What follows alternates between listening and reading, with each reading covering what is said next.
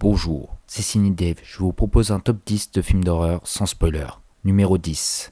Seoul Station de Song Ho-yen avec Lee Jun de 2016. Dans la capitale de Séoul, en Corée du Sud, un SDF blessé tente de retourner à son abri. Revenu d'entre les morts sous forme de mort-vivant, ce qui créera une pandémie incontrôlable. Préquel d'un film dont on reviendra plus tard, Seoul Station est assez spécial. Les animations des personnages sont assez étranges et on n'arrive pas à s'attacher aux protagonistes. Les décors sont plutôt bien réalisés et le thème social abordé sur les SDF vus comme des parias. Ce film reste assez intéressant, il est disponible sur YouTube.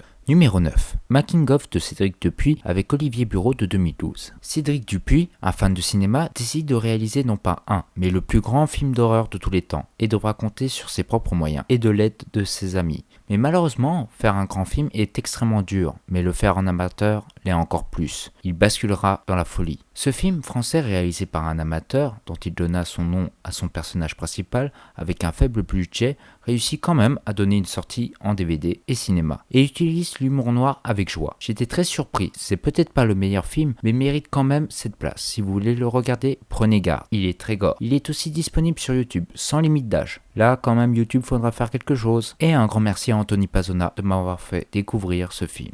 Numéro 8. La meute de Franck Richard avec Philippe Naon de 2010. Charlotte, une femme solitaire, prend un autostoppeur prénommé Max. Sur sa route, elle s'arrête dans une genre d'auberge. Max part aux toilettes, mais ne revient pas. Elle décide d'attendre jusqu'à la fermeture sans succès.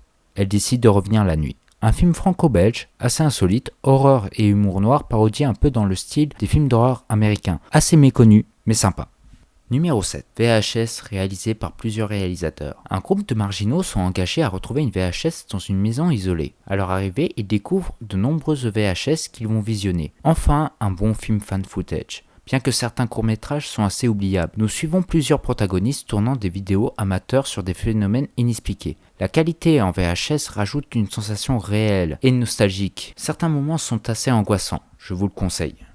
Numéro 6. La chambre 1408 de Michael Armstrong avec John Cusack de 2007. Un écrivain d'épouvante n'ayant jamais cru aux fantômes apprend l'existence d'une chambre d'hôtel aux Dolphins, la chambre 1408. Adapté de l'œuvre de Stephen King, Tout est fatal, ce film n'utilise pas de torture ou de boucherie, mais plus sur l'angoisse et le labyrinthe chaotique de la peur. Ce film est lent à démarrer, mais monte crescendo, un bon film à regarder le soir avant de dormir. Numéro 5. The ABCs of Death par 26 réalisateurs de 2016. 26 courts-métrages ayant pour thème la mort. Un film rempli d'humour noir, de violence et de gore. À pas mettre entre toutes les mains. Pour ma part, c'est le film le plus what the fuck que j'ai vu de ma vie. À voir entre potes.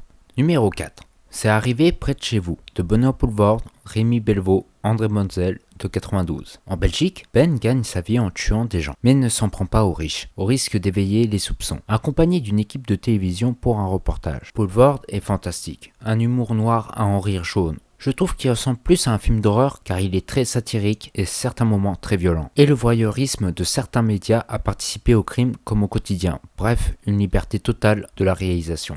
Numéro 3. Sinister de Scott Derrickson avec Ethan Hawke de 2012. Ellison Oswalt, écrivain, s'inspire de meurtres sordides pour renaître sa gloire passée. Il décide de s'installer dans une maison où les propriétaires ont été retrouvés pendus à un arbre. En faisant du rangement dans le grenier, il trouve des bobines de Super 8. Ce film à l'époque m'a vraiment fait peur. L'ambiance musicale me rendait mal à l'aise, même les séquences en Super 8. Pour ceux qui veulent le voir, préparez-vous, ce film est très vicieux. Numéro 2. Dernier train pour Busan de Song Ho-yen avec Kong Yu de 2016. La suite du préquel Seoul Station. Seok-woo, un homme d'affaires, accepte de ramener sa fille chez sa mère, à Busan. En embarquant, la ville plonge dans le chaos. Un renouveau du style zombie. Les personnages sont très attachants, une fin qui donne la larme à l'œil. Numéro 1. The Thing de Carpenter avec Kurt Russell de 82. En Antarctique, une équipe scientifique aperçoit un hélicoptère pourchassant un chien en lui tirant dessus. Touchant un des scientifiques, il riposte. Les passagers meurent. Les scientifiques récupèrent le chien, mais ils se rendront compte que ce chien n'en est pas un, mais une chose. Carpenter, un réalisateur dont on ne peut pas imiter le style et sa maîtrise des films d'horreur, même encore aujourd'hui, mis à part Kubrick. Ce film m'a glacé le sang, juste pour le rugissement du monstre, dont on ne peut pas le décrire, et ni de savoir où elle vient exactement. À voir absolument. Merci de m'avoir écouté, dites-moi comment améliorer mes vidéos, de donner votre avis dans les commentaires et quel film me conseillez-vous. Pouce bleu ou pouce rouge, partagez et encore merci.